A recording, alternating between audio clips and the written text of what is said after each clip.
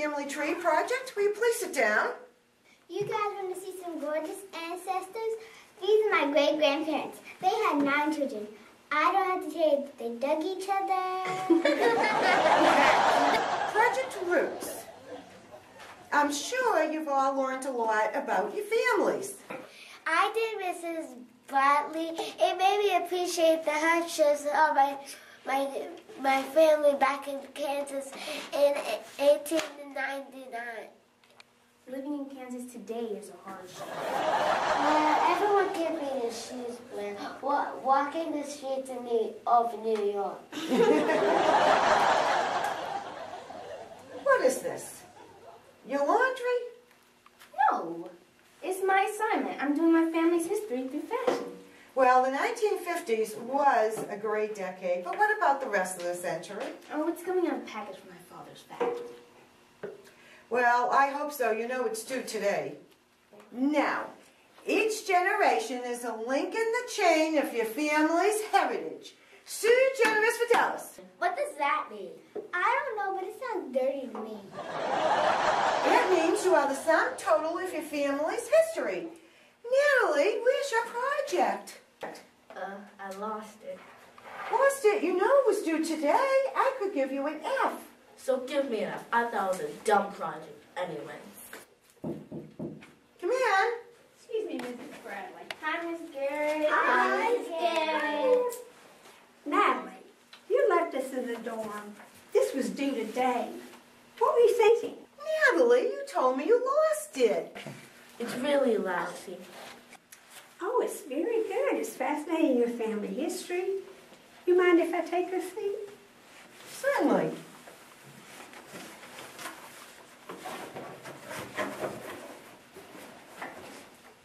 Natalie, you don't look like either of your parents. Both of your parents have red hair. That doesn't mean anything. Sometimes it's not good to look so closely at your roots. Well, this is very unusual. Your parents have blue eyes and you have brown eyes. Mrs. Bradley, do you have to pick on my parents' eyeballs? Hey, Nat, maybe they put the suture at the hospital. I guess the nurses got bored and played musical baby. It's not funny, it's mean. Hey, Nat, we were only kidding. Well, knock it off. I'm not even sure I was born in a hospital. Then what's the matter? Haven't you figured it out? This isn't my real family. I'm adopted. Natalie, wait a minute. Adopted? Natalie, why didn't you tell me you were adopted? I didn't want to talk about it. Working on my family tree just starts all those questions again. What questions? Who my real parents are, what they look like, why they gave me up. But you have wonderful parents. They love you, they care for you. Well, that's what they say, but it doesn't help the way I feel. How do you feel? I know who adopted me, now I want to know who had me. I want to find my real mother. I'll be right back. Don't hire any detectives while I'm gone, huh? Sure, Mrs. Garrett. Take all the time you need. You just found out that you were adopted? No, I've known since I was 5. Well, why didn't you tell us? Because I didn't want to be treated any differently. Silly. We wouldn't change the way we treat you. Here, have some candy. See what I mean? You're giving me gifts already. Natalie, it's your candy. Oh. Thanks. But Natalie, you should have told me you were adopted. I've probably been saying some stupid stuff without even knowing it. What do you mean, Tootie? Well, since you didn't know who you are, I could have been insulting you every time I told a Polish joke. Tootie? Do you know who your real parents are? No. That's not all bad. Sometimes I like to forget who mine are. It must be tough every time you bump into someone on the street, wondering if they're your real mom or dad. Yeah, Nat, try to prove it to people. Tootie! I know exactly what you're going through. The adoption trauma. I saw it all on the Oprah Winfrey Show. I remember that. They had this woman who spent 20 years looking for a real mother. The record for still and nobody could help her. Opal couldn't believe it. All of her clues turned out to be dead ends. Then one day, all her searching finally paid off. She found her. She did? Yeah, on Skid Row. On Skid Row? And it took 20 years? She was one of the lucky ones. Some people spend their whole life searching and never find a single clue. Probably hard for a kid my age to track her mother down. Not if I were helping you.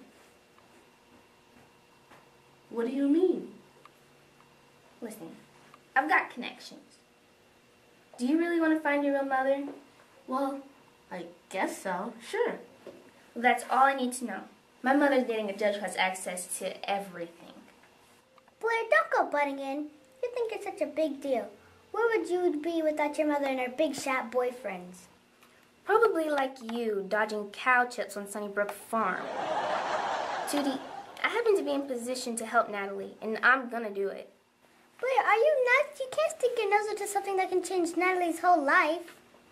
Of course I can. What are friends for? Will you stop arguing with me and just give her the book? You think creative adoption is really going to solve the problem? Well, of course it's not going to be as good as the talk from me, but I'm tied up till 5 o'clock. Will you show her the chapter on famous adoptees? She'll love the one about Moses and the bulrushes. You really want me to get her the book? You think the book's going to really solve the problem? Will you stop arguing with me and just give her the book? You don't understand. She's very, very upset.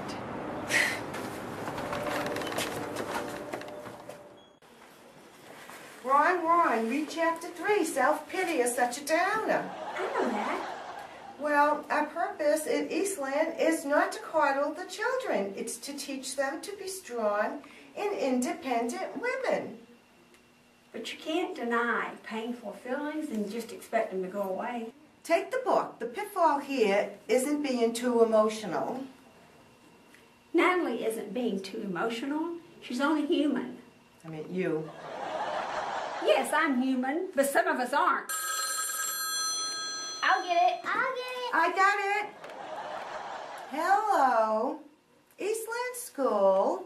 Judge who? It's for me, Miss Bradley. Blair Warner, it's for you. Are you in trouble? I don't mean, are you in trouble? What kind of trouble are you in? No trouble. He's the judge of a beauty contest. Oh, I see. Judging beauty contests by phone. Excuse me. This is kind of confidential. Huh. Hello? Judge Garfield? This is Blair Warner, Monica Warner's daughter. Right. Remember when you told my mother if she ever needed anything to call? Well, we need something. I can't believe you're gonna find my parents. I know. It's really easy. It's cool. Easy. Natalie, girls, what's going on? Haven't you heard? Blair's finding our real mother. Well, how? Easy. I just called the judge's office, dropped a few important names, and he'll call right back. What you're doing is very dangerous, and I want you to stop it right now. This is my life, not yours. Blair's doing me a favor by finding my real mother. Get off the phone. I'm expecting an important call. This is important too. Oh, I'm sorry. I thought you were on the phone with that creep, Roger. Oh, Roger, she was only kidding. What do you mean she sounded cute? I'll call you back later. Bye. I better call the judge. He probably tried that Simp was on the phone with that wimp. Huh? Hello, Judge. Right. Uh-huh. Her adopted name is Natalie Green. Manhattan. September 2nd, 1966. So she's a Virgo. Alright. Thanks. Oh, give my love to my mom. Alright, bye-bye. He'll call right back. Some people at the Olive Records own a few favors. It's like my mother says, you scratch my back, I'll scratch yours. Your mother is sure terrific doing all this scratching for us, especially since it isn't even our age. Just be glad mother's between marriages. you guys, I found this organization called Alma. It helps adopted people to track down their real parents. But you have to be 18. Blair, are you going to go with this through your stupid plan to find Natalie's mother? Are you? Well, sure. I just snipped some red tape and I'm waiting for the phone to ring. Don't you remember opening certificates is against the law? Says who? Says Danielle Shaw and Charles Nelson Riley agreed with her. Don't be so naive. There are always loopholes. It's a fair law. It deserves to be. Well, this is it. Hello? Is that Roger? Will you get out of here? No, it's the judge to help us track down Natalie's real mother. Oh, that's it? All right. Thanks. Talk to you later. Bye-bye. Come on, what's her name? You mean their names. There are 34 baby girls born on Natalie's birthday in Manhattan. 34. Wow, is that all? It must have been a slow day. He'll call back in a minute. He thinks he can get the exact name. I still say you're doing the wrong thing, but you did get better than I thought you would. All it took was a little Warner family magic. Well, I can't believe that you gave Blair permission to get in touch with a judge. Well, Mrs. Bradley, let me explain. I've had it with your permissiveness. Natalie did not have a problem until you let Blair call the judge. Her head will be on a platter if she gets that judge again. It's too late, Mrs. Garrett. What do you mean it's too late? The judge will be calling any minute now with the name of Natalie's real mother.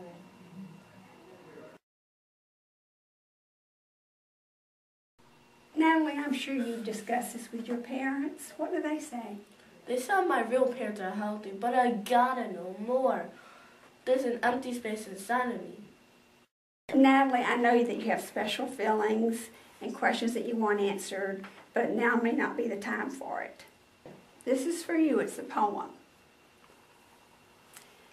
Could have been written by your mother. It's a poem that I clipped out of a newspaper, and it says, "Not flesh of my flesh, not bone of my bone, but still miraculously my own. Never forget for a single minute, you didn't grow under my heart, but in it."